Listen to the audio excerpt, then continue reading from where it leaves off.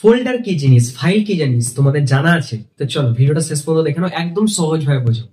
Folder মানে হলো বাড়িতে থাকা আলমারির মতন। কিরকম, আমি রিয়েলিটি এক্সাম্পল আসি।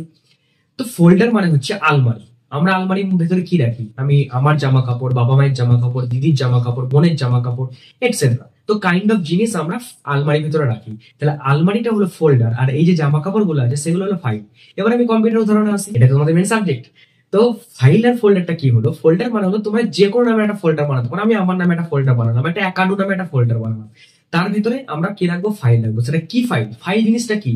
ফাইল হতে পারে একটা ফটো, একটা ভিডিও, একটা পাওয়ার পয়েন্টের জিনিস, একটা এক্সেলের জিনিস, একটা ওয়ার্ডের জিনিস, একটা পিডিএফ জিনিস। যে কোনো ধরনের জিনিস বা যে কোনো ধরনের ডেটা আমরা কিন্তু একটা ফোল্ডারের মধ্যে রাখতে পারি। তাহলে আমাদের ফোল্ডার হলো মেন কম্পোনেন্ট, মেন বড় একটা কন্টেনার। আর ফাইল কি? তার মধ্যে আমরা রাখতে পারছি। তাহলে ফোল্ডার মানে হচ্ছে একটা কন্টেনার, আর ফাইলটা কি জিনিস? একটা ডেটা বা একটা ইমেজ, ভিডিও, অডিও, এটসেট্রা। তো সেইগুলোকে আমরা তার ভেতরে রাখতে পারি। তাহলে ফোল্ডারের ভেতরে ফাইল থাকে, ফাইলের ভেতরে কোনোদিন ফোল্ডার থাকে না। এটা তোমাদের জানা ছিল কি? যদি না জেনে থাকে ভিডিওটা অবশ্যই শেষ পর্যন্ত দেখলে, কেমন লাগলো অবশ্যই জানাবে। আর এরকম সহজভাবে ইনফরমেটিভ ভিডিও পেতে অবশ্যই একাডেমি চ্যানেলকে সাবস্ক্রাইব করবে, লাইক করবে, শেয়ার করবে। দেখা হচ্ছে নেক্সট ভিডিওর সাথে।